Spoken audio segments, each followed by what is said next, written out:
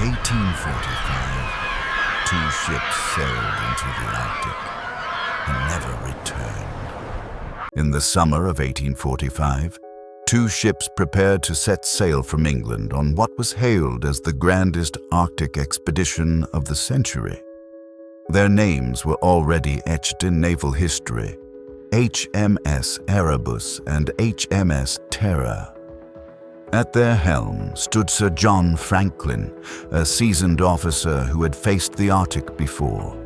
His orders were clear: to chart and finally conquer the elusive Northwest Passage, the frozen corridor that had defied explorers for centuries. The ships were marvels of engineering for their time.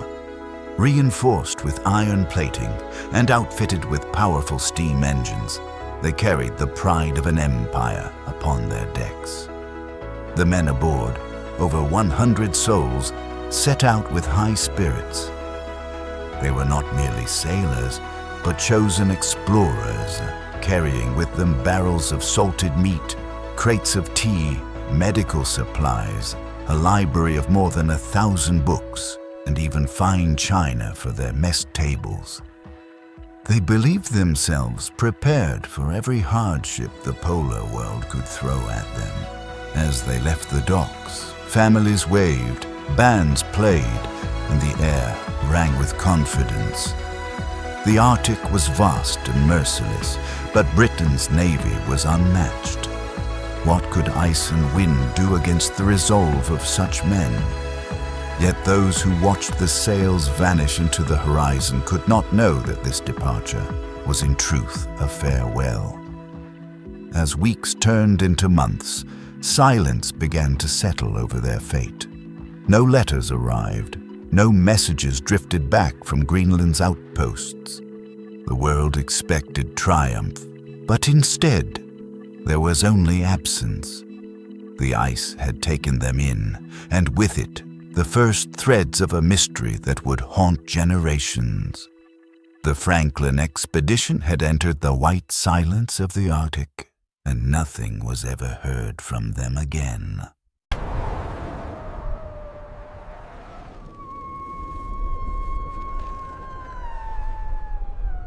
The first signs of unease came not from storms, but from silence.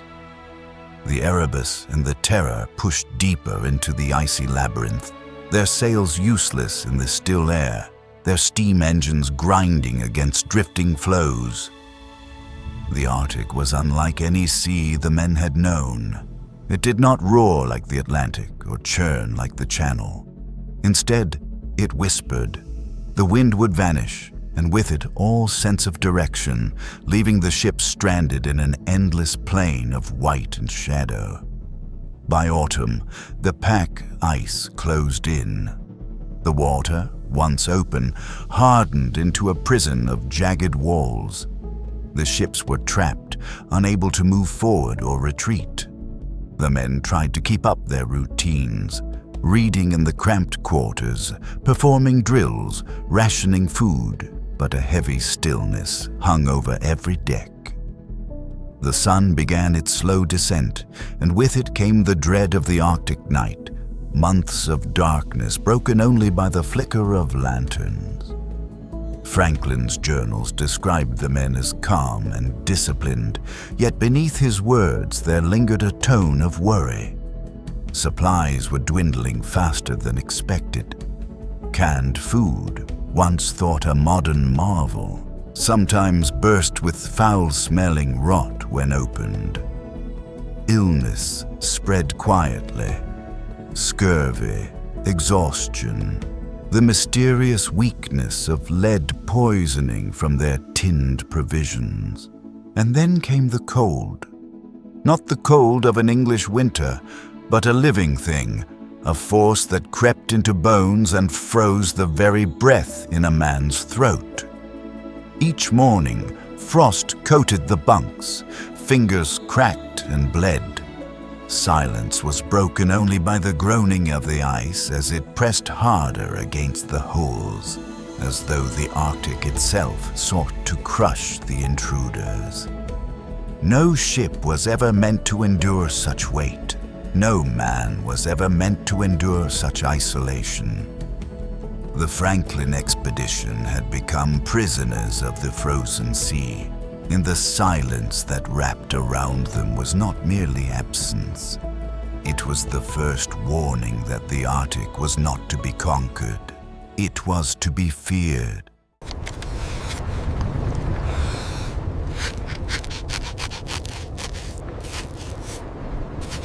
As the months dragged into years, hope became something the men could only write about. Their pens scratched across paper in the dim light of oil lamps, producing letters that would never reach their families. Some wrote to wives and children, promising to return once the ice released its grip.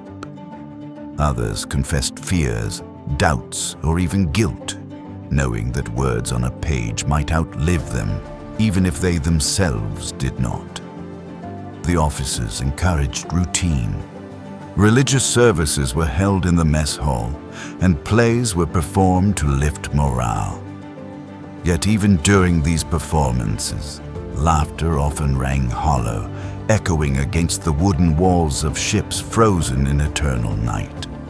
A few men described hearing sounds outside the hulls, whispers, creaks, the distant moan of ice shifting like some ancient beast. It was in this atmosphere that the final letters were sealed. Some were careful records of rations, hunting expeditions, and weather patterns. Others were more haunting. A note scratched onto a scrap of paper read simply, "We are forsaken." Another, found later in a tin canister beneath a cairn of stones, told of desertion, of men abandoning the ships to march south across the ice. The handwriting grows shakier as the months pass. Ink freezes quickly in the cold. The letters blur where frost melted under trembling hands. Yet these fragile scraps are all that remain.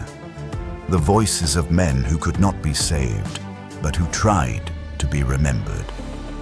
When searchers finally uncovered some of these notes decades later, they found words that chilled the soul. They were not just accounts of hunger and frostbite, but of despair, an unspoken understanding that no help would come. The last letters of the Franklin expedition were not just messages to loved ones. They were confessions to history itself, written in the shadow of death.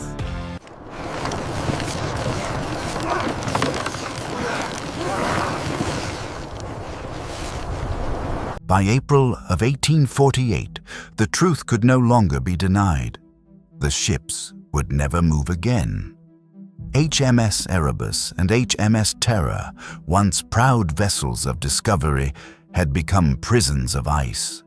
Their timbers groaned, bending under the relentless pressure of the frozen sea. The officers gathered, their faces gaunt and weary, and the decision was made. The men would abandon the ships. They packed what little they could carry, provisions, muskets, and precious charts, into sledges. Some sledges weighed over 1,000 pounds, dragged by men already half-starved, their bodies frail from scurvy and the endless cold. The plan was desperate: to march southward, across hundreds of miles of barren ice, in search of safety that might never exist. Those who remained behind carved messages into tin canisters and buried them beneath cairns, hoping future searchers would know their fate.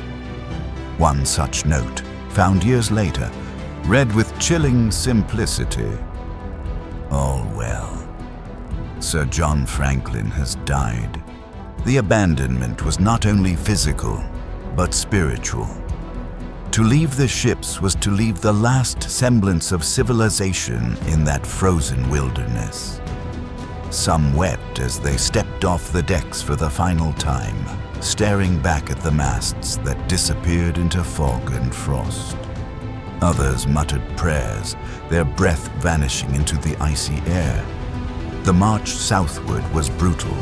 Men staggered under impossible loads, their boots sinking into snow, their lips split and bleeding from the wind. A trail of discarded belongings marked their path. Books, clothing, even silverware, all thrown aside in a futile attempt to lighten the burden. Yet the burden they carried was more than physical.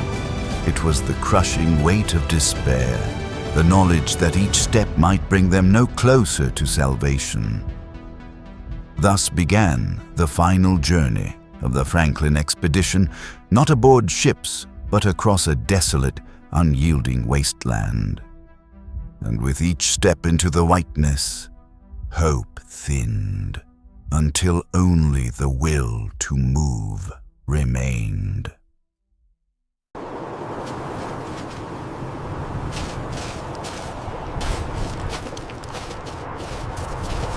As the men staggered southward, death began to walk beside them.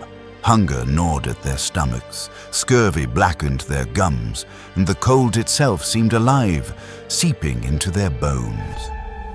One by one, the weakest faltered. Some collapsed into the snow and never rose again. Others begged to be left behind, whispering prayers with their final breath.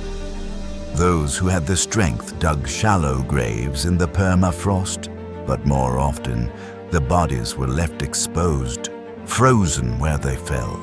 Their faces, twisted in agony, would remain preserved in the ice for decades. Later searchers would find them, skin leathery, eyes still open, hands clawed as though reaching for salvation that never came. Among the men, fear grew. Each new death was a reminder that survival was slipping further from reach. Superstition took root. Some whispered that the land itself rejected them, that the spirits of the north punished their trespass. Others muttered darker tales, that men were being sacrificed so that the others might endure. As the men staggered southward, death began to walk beside them. Hunger gnawed at their stomachs, scurvy blackened their gums, and the cold itself seemed alive, seeping into their bones.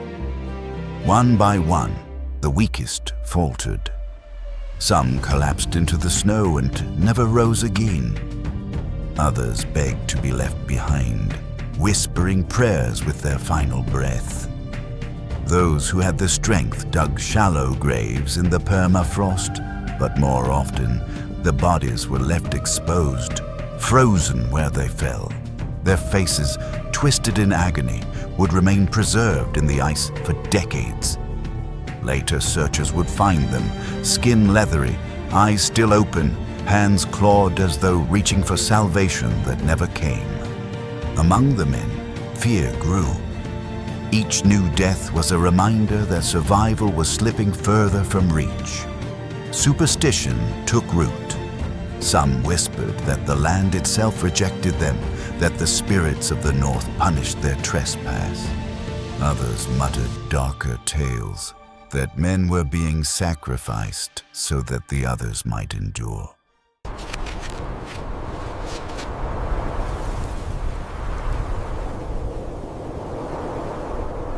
By 1848, hope had nearly vanished. The two proud ships, Erebus and Terror, lay abandoned, locked tight in ice that would never release them. Only a few dozen men remained, dragging themselves across the frozen wasteland with failing strength. Among their scattered camps, one final record was left behind. Hidden in a cairn on King William Island, it was a brief note, an official message written first with optimism, then scrawled over with desperation. The earlier entry spoke of wintering safely, of officers still alive, of plans to march when the thaw came. But beneath those words, in shaky handwriting, came the last update. Sir John Franklin is dead. The ships are deserted. We are heading south in hope of survival. It was more than a message. It was a confession of despair.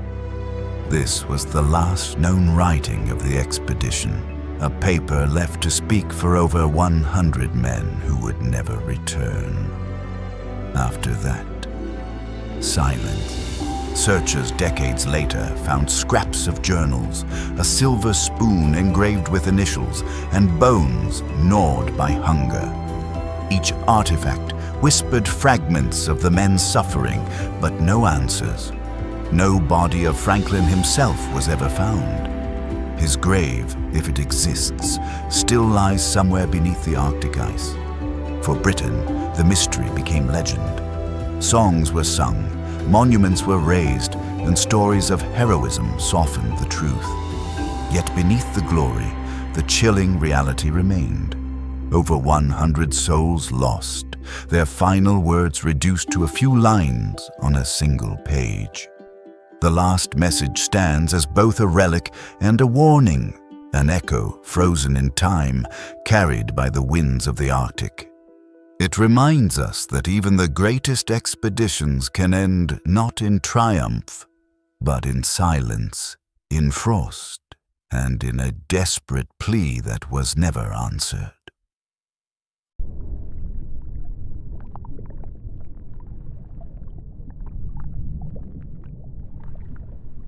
In the centuries since Franklin's disappearance, the Arctic has kept its silence.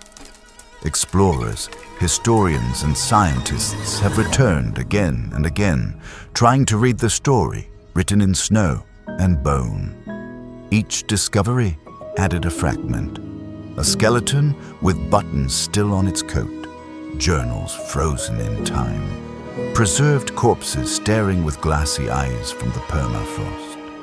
But the truth remains unfinished. Did starvation drive them to unthinkable acts? Were they poisoned slowly by lead from their own tinned rations?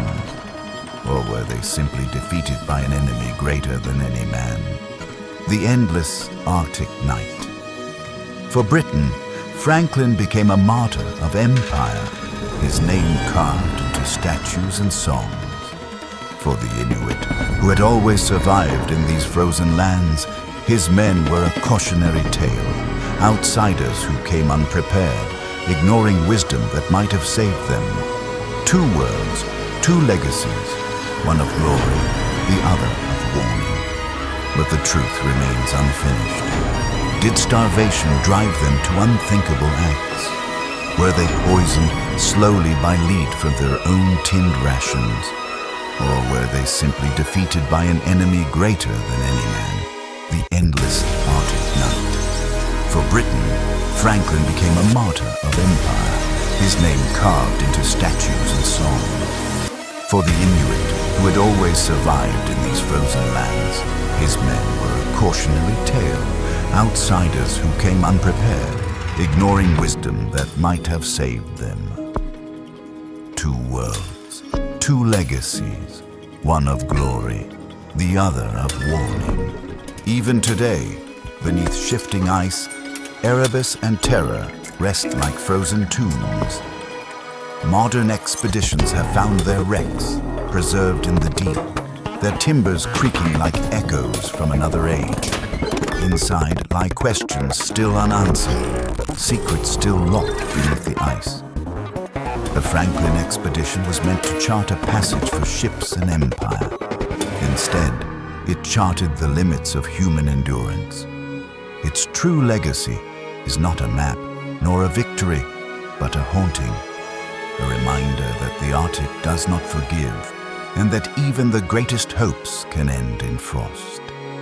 As the wind sweeps across King William Island, carrying snow over forgotten cairns, the voices of the lost seem to linger. Their footsteps are gone, their bones scattered, but their story endures, a story carved into ice, waiting for those who dare to listen. This is the legacy of Franklin, a mystery unsolved, a silence unbroken, a tragedy frozen in time.